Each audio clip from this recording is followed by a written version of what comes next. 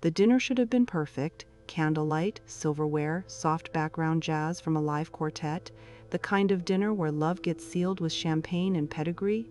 But in the Langston family, nothing was simple, not even love. I'd been with Thomas for 2 years. He was the sort of man who looked effortless in a tuxedo, graceful in conversation, brilliant in business proposals, and utterly blind when it came to his family. The Langstons were generational money: old hotels, vineyards, a name that made other people stand straighter. Their motto, carved into the entrance of their estate, read, "Legacy before luxury." It sounded noble, but really meant image before everything. When we got engaged, I expected their disapproval. I hadn't grown up poor, but middle-class roots might as well have been scandalous in a world where last names function like titles. Still, I didn't anticipate the level of civility they could weaponize. Thomas's mother, Judith, arranged the dinner to celebrate the engagement. Somewhere between the lobster bisque and the first toast, she'd offered me the envelope. It wasn't until I opened it that I realized what she'd done. Inside were photos: one of me leaving my old employer's office, another shaking hands with a man I'd interned under, framed just right so that an embrace looked suspicious. There was no affair, no scandal, but photos don't tell stories, they fabricate them.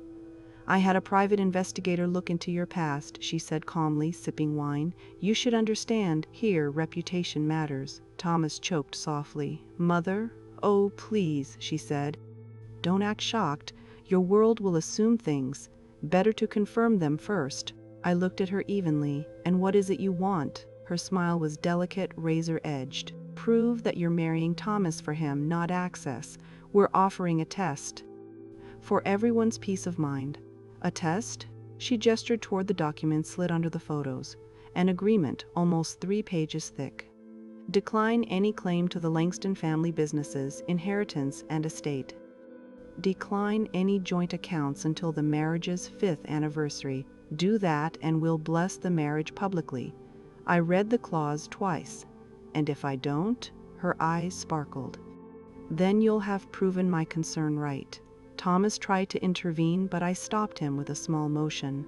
I'd never liked public scenes, and this was her arena. I wouldn't give her the satisfaction. Instead, I simply folded the papers neatly. "You want me to sign now?" Her brows lifted. "You're quick." I smiled. "I learn fast." Then I signed. Thomas exhaled in relief once she stood to refill her glass. "You didn't have to." "Don't," I said softly, meeting his eyes. "It's fine." But it wasn't, because Judith Langston had made the same mistake people like her always made. She assumed silence meant defeat. What she forgot is that humiliation has a half-life, and mine had just begun to mature. I left the estate with my heart calm, my mind already rewriting the rules. She wanted a test. I pass it. But not the way she imagined. I'd show her that love doesn't need lineage to build an empire, and when the time came, she'd have to applaud while I proved it. For the next 6 months, I did exactly what any obedient fiancé should. I attended family events, smiled through condescension, learned the choreography of their social world in silence. At the same time, I rebuilt my old networks: developers, consultants, investors I'd quietly befriended before stepping into the Langston orbit. They thought I'd left my startup behind for romance. I hadn't. There was a prototype, an analytics AI firm I'd mothballed just before meeting Thomas. I revived it under a different name, using an LLC registered overseas, Arcturus Tech. Within weeks, round 2 funding arrived from a consortium that had no idea who the founder really was. Judith believed she stripped me of financial power. I was quietly becoming someone no one could touch. The Langston Charity Gala that spring was my first public test. Judith loved hosting philanthropic soirees, nights that looked charitable but functioned as networking theater. I wore silver, not gold. I learned early that arrogance sparkled too brightly. Halfway through the evening, I found her beside the bar, charming a senator's wife. She smiled at me, tone condescendingly maternal. "Darling, no wine for you? I forget your taste leans simpler." I returned her smile. "Actually, I prefer earning my taste." Her companion coughed lightly, pretending to check her phone. Judith's gaze flickered, the first tiny crack. After that, the cracks grew faster. Within a year, Arcturus Tech outbid one of the Langston subsidiaries for a major logistics contract. The press loved the David off the Goliath angle, though no one realized David was sitting at Judith's breakfast table every Sunday. Then, 2 months before the wedding, Fortune Weekly published an exposé on anonymous innovators changing the private tech landscape. My face wasn't pictured, but my initials appeared in shorthand across an attached patent filing. By that time, Judith had started suspecting.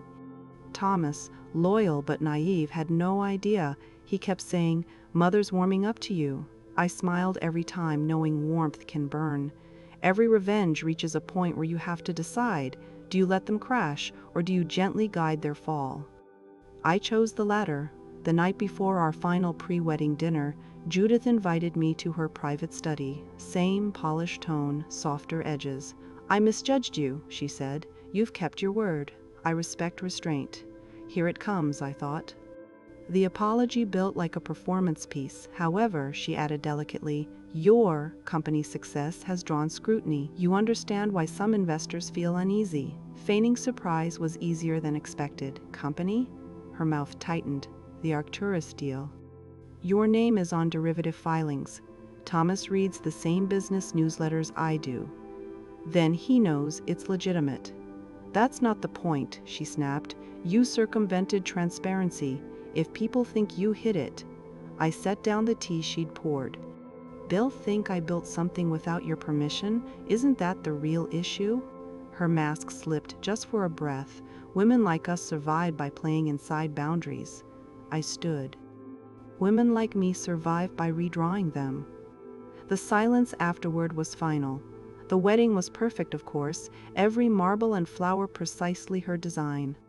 I let her take credit for the pageantry. I had no interest in ceremony.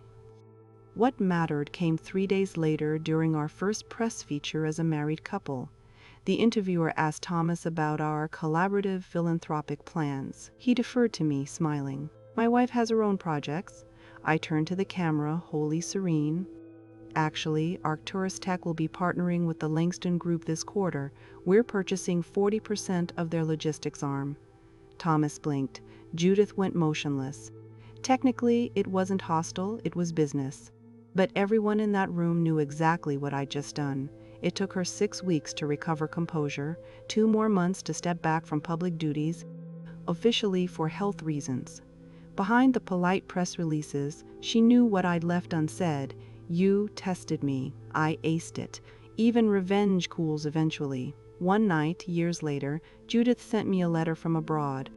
No apology, no bitterness, just honesty so rare it earned respect. You reminded me who I once was before caution replaced fire. Don't waste victories on resentment. I never replied.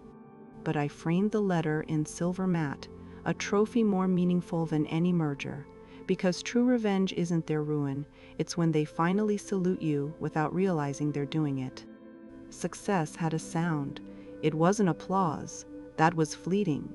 It wasn't money either. Money whispered. Real success sounded like silence in rooms that once dismissed you. That's what my life felt like 3 years after our wedding. Silence everywhere. Even Judith's name no longer filled the air at functions. The Langstons kept a lower profile, their empire under strategic restructuring, while Arcturus Tech had quietly become one of the top logistics AI suppliers in Europe. We lived between boardrooms now, Thomas handling hard assets, I managing innovation. Outsiders thought we were the model couple, strength and poise, an elegant alliance between structure and speed. But marriages built on contracts, spoken or signed, always carry invisible fine print. Ours read, "Don't ask what I've taken from you." Thomas had changed. He wasn't cruel, just quieter, watchful in ways that made dinner feel like chess. For a long time I told myself it was workload tension, but part of me knew love, no matter how earnest, can't thrive under imbalance. And revenge had changed me too. You don't take control from people like his mother without becoming part of the machine they once used on you. The breaking point came on an ordinary Tuesday. Our PR director rushed into my office holding a tablet. "You'll want to see this." One screen, Langston audit inquiry rumors resurface as Arcturus partnership questioned. I exhaled. "Of course they are." She bit her lip. "It's circulating fast." "Someone leaked partial board minutes. Looks like an internal hand." "Meaning?" "Meaning, someone close to you, or Thomas." When I met him that evening, he already looked guilty. "I didn't leak anything," he said quickly. "But my mother called." I offered a humorless smile. "Of course she did. She's claiming her old contacts are threatening to expose both companies unless we take collective responsibility." I set my glass down. "She wants me back under her umbrella. She says we need a joint statement." "No," I said firmly. "We won't rebuild her podium." He rubbed his temples. "Eve, she's still my mother." "And she was my adversary," I said softly. "We can't both protect her and survive this cleanly." He stared at the floor, voice low. "You always win, don't you?" I froze. "You say that like it's an insult." "Maybe it is." 9 words, and the room tilted slightly, not with volume but disappointment. The public wanted contrition, not competence. Within a week, commentators called it the Battle of the Langston Heir and the Tech Heiress. They dissected our partnership like vultures on a ledger. I could have shut it down quietly, but Judith surprised me by calling directly. Her voice came brittle over speaker. "We could solve this together." "Like we started?" A sigh. "Like adults. My name is still currency. Your name is caution tape," I said. Silence. Then softly, "Please." That word startled me more than anger ever could. We met at a private club where she used to hold court. The staff greeted me now, not her. Poetic, but irrelevant. I needed truth, not trophies.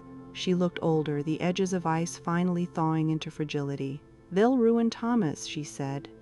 "If they claim Arcturus used inside information, shareholders will merge block him."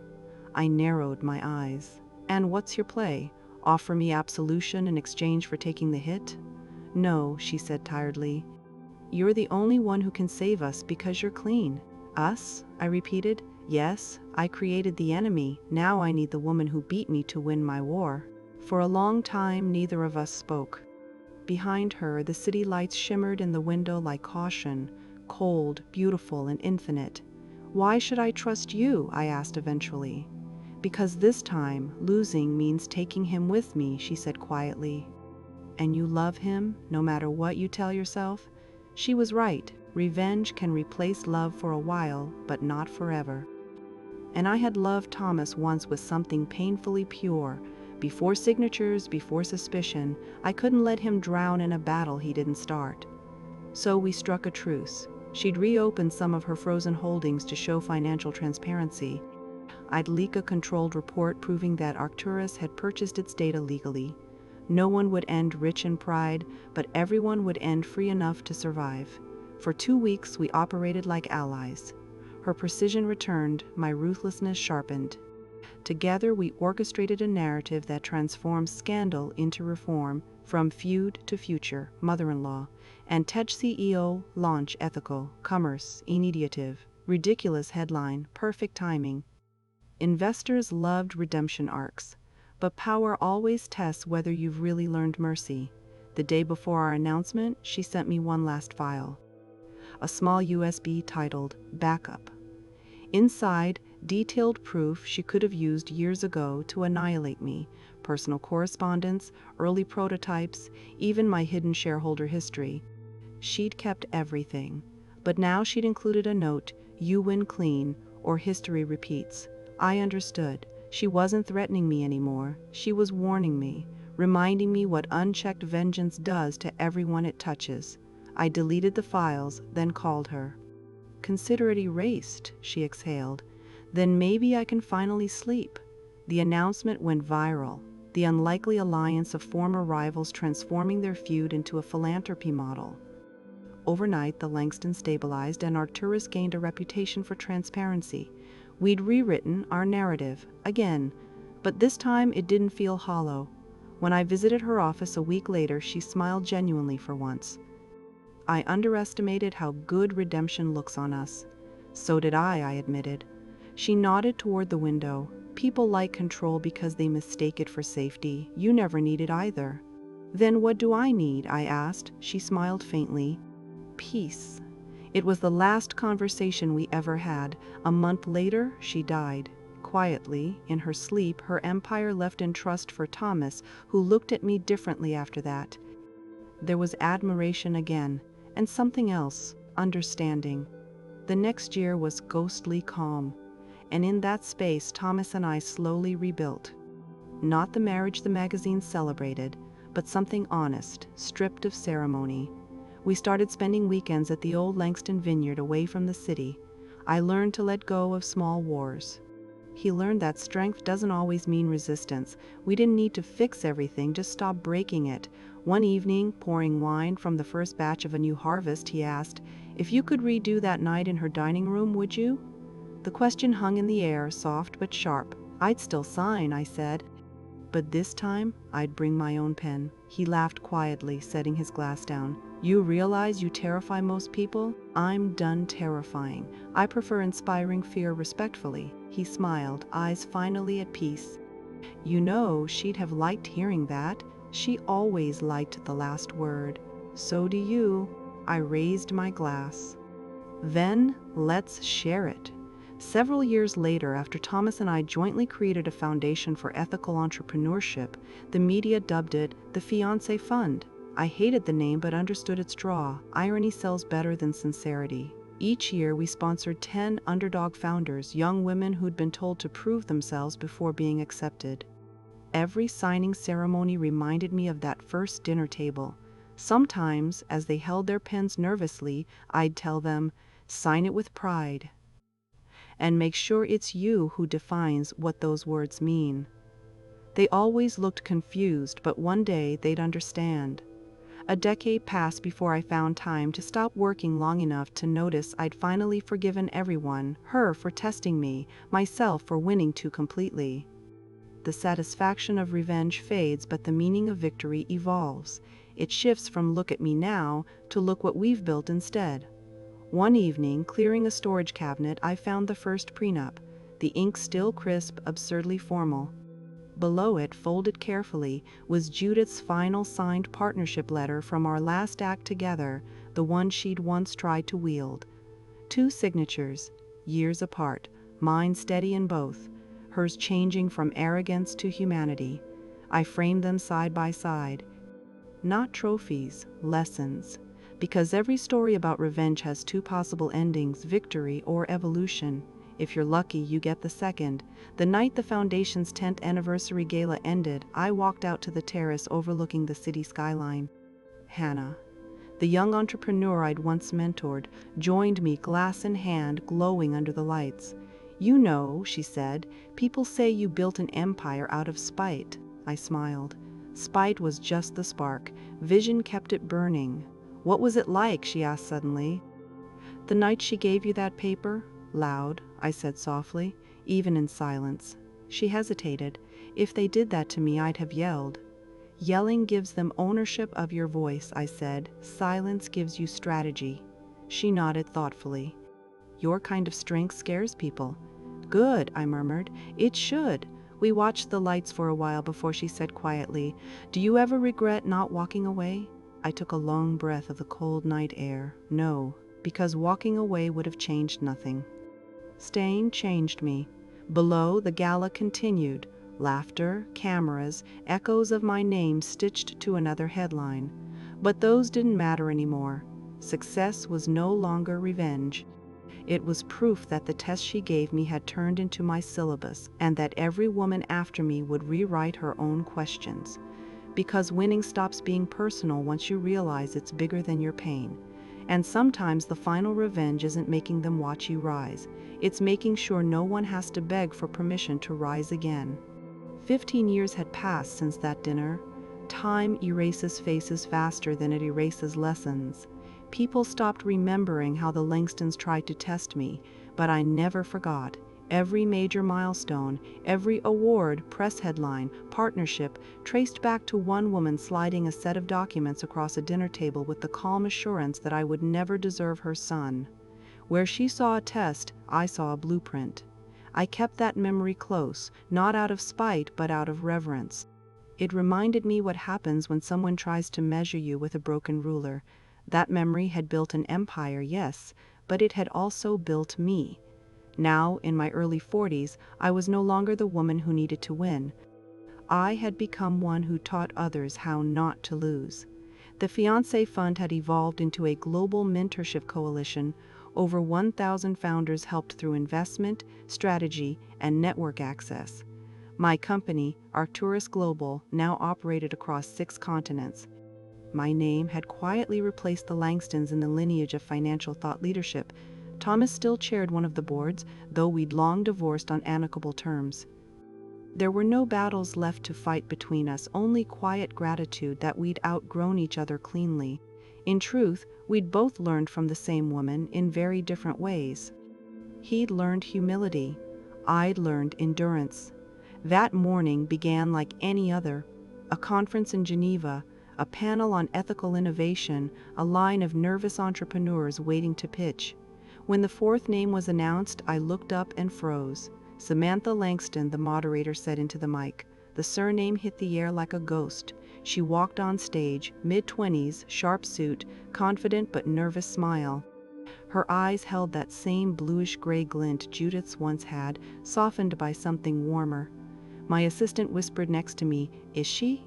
"Yes," I murmured. The granddaughter. She pitched flawlessly, an AI auditing system for corporate transparency designed to prevent insider collusion. The irony almost made me laugh. The very technology designed to prevent the kind of manipulative games her grandmother once played. When her time ended, the hall erupted with applause. She handled questions gracefully, deflecting ego, radiating empathy. This girl didn't carry the Langston arrogance, she carried its echo, tempered by evolution. Later, during the luncheon, she approached my table. "Hart," she said with a shy but deliberate tone, "I wanted to thank you. Your work with the Fiancé Foundation inspired my thesis. It's why I built my model around ethics accountability." I smiled faintly. A Langston talking about ethics. I never thought I'd live to see it. Her smile didn't fade.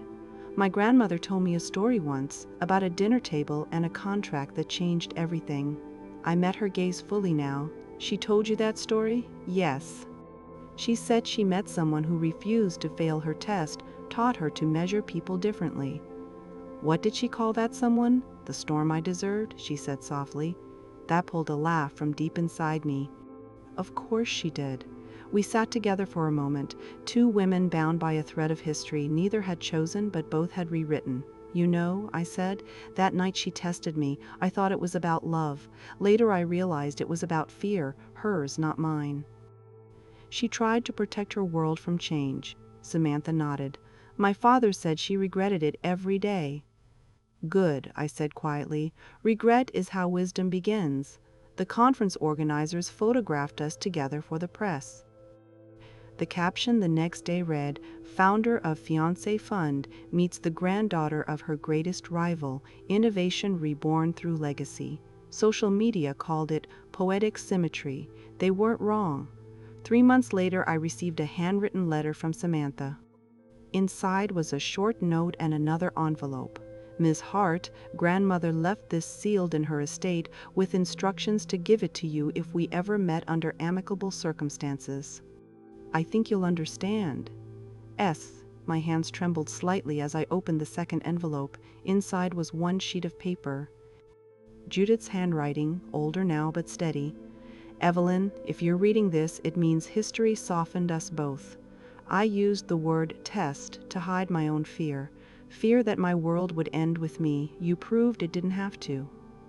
You rebuilt what I was too fragile to trust. Here's a secret, I never cared if you signed. I cared if you'd fight. Thank you for fighting well." Below it was her signature, this time beside mine, copied neatly from that long ago prenuptial contract. But underneath, she had written 1 additional line in ink, "Legacy before luxury," rewritten by those who earned both. I stared at that phrase for a long time. The motto she'd once used as a weapon, now reborn as tribute. People like to say revenge is fire, bright, hot, consuming. but if you tend it right, it becomes light instead. Later that year, the Fiancé Fund launched a new division named Project Ardent, led by Samantha herself. It offered mentorship and financing to women trapped in restrictive contracts, whether corporate, domestic, or social.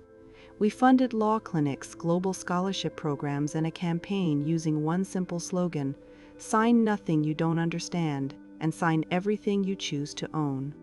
Within a year, it became a movement. And one evening at the program's inaugural ceremony, Samantha asked me to speak. "Tell them what signing meant," she whispered before going on stage. So I stood before hundreds of new founders, students, and journalists and told the truth, not the myth. "When I was younger," I began, "I thought signatures were cages. Symbols of power used by those who had it against those who didn't. But the truth is, it's not ink that binds you, it's ignorance. The more you understand what you're agreeing to, the freer you become. I once signed a paper meant to break me. Instead, I used it to build an empire. Not because I wanted revenge, but because I refused to stay small, just because someone else was afraid of my strength. Every contract in life, whether a marriage, a job, or a promise, is a mirror.